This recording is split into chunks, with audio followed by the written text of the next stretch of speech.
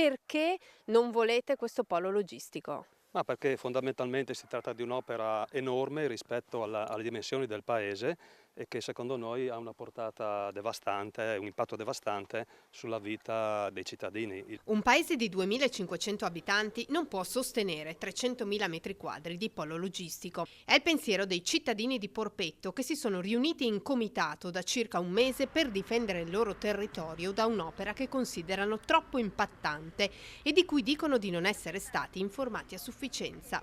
Questo polo logistico prevede circa fra i 360 e i 400 camion giornalieri carico-scarico.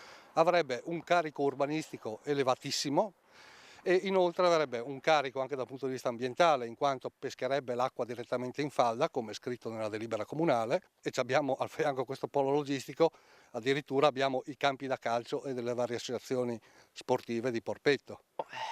Ci ho messo 4 anni per scegliere una casa dove andare a abitare tranquilla, No! 20 anni fa, e adesso non voglio traslocare assolutamente.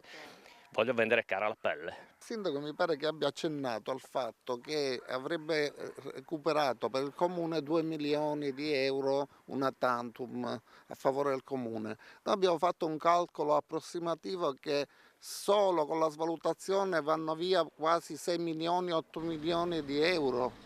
Il comitato No Polo Logistico Difendiamo il Territorio ha già cominciato ad organizzare assemblee pubbliche, a coinvolgere i comuni limitrofi come Gonars e San Giorgio. Partirà a breve la raccolta firme.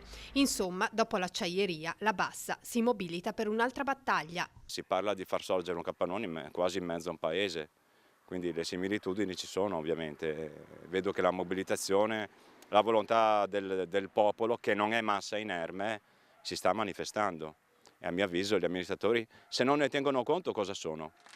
Sono altro che amministratori.